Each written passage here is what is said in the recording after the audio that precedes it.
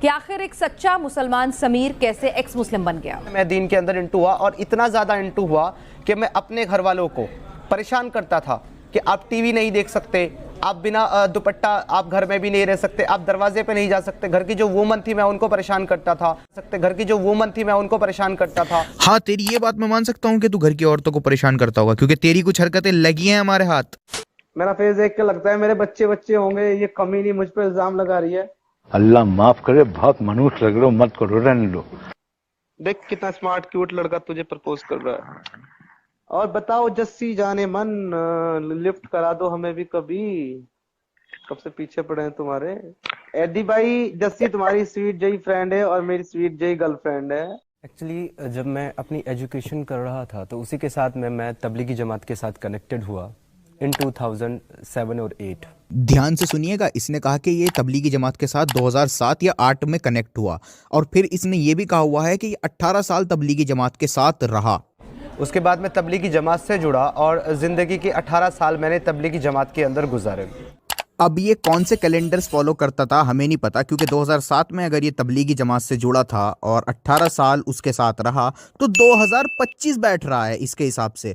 तो क्लियर झूठ बोला इसने नेशनल टीवी पर। और ये भी देखें कि ये कैसा तबलीगी जमाती रहा है।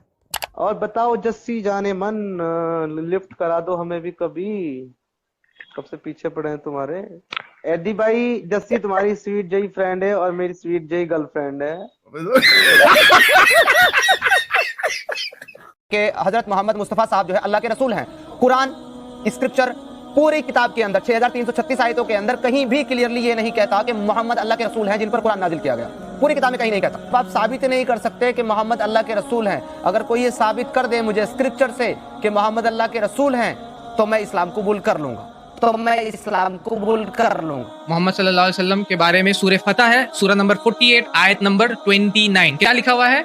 मोहम्मदुर रसूलुल्लाह सल्लल्लाहु अलैहि वसल्लम। क्या लिखा हुआ है? मोहम्मद सल्लल्लाहु अलैहि वसल्लम अल्लाह के रसूल हैं। Muhammad is the messenger of Allah. उनको कायदे से चाहिए कि वो इस्लाम कबूल कर ले, कायदे से उनको यही चाहिए कि अब वो इस्लाम कबूल कर ले। उनको इज्जत दी जाती है, उनके पैरों के नीचे जन्नत है ऐसा बताया जाता है।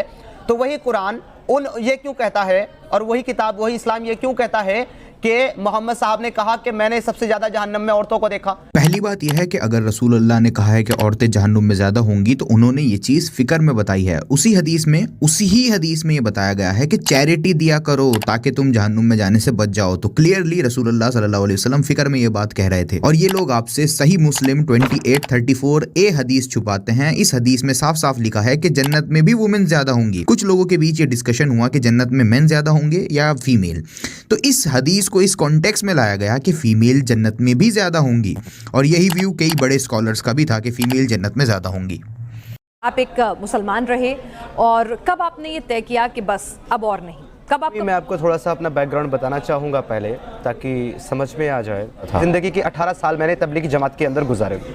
इस दौरान मैंने इस्लाम को पढ़ा, कुरान को पढ़ा और स्क्रिप्चर को पढ़ा, हदीसों को पढ़ा, बहुत सारी डिफरेंट मैंने किताबों को पढ़ा। अरे बहुत मनुष्य लग रहे हो, मत करो, रहने लो। उसकी तबलीग करूँ और लोगों को कन्वर्ट करा सकूँ इस्लाम के अंदर। यानी आप इस्लाम के प्रचारक बनना चाहते थे और कन्वर्ट कराना चाहते थे लोगों को। आप इस हद तक आपको इस्लाम पसंद था? जी एग्जैक्टली। आपकी औकात बता रहा हूँ सर, बुरा नहीं मानना सर। ये अकेले में आओ गपशप मारेगा। बोलो, तुम्हारे घर पे माँ बहन नहीं है क्या? नहीं है, पेशावर गया, अगर काली है चले। कर दिया अब तो मान जा मान जा मान जा मान जा।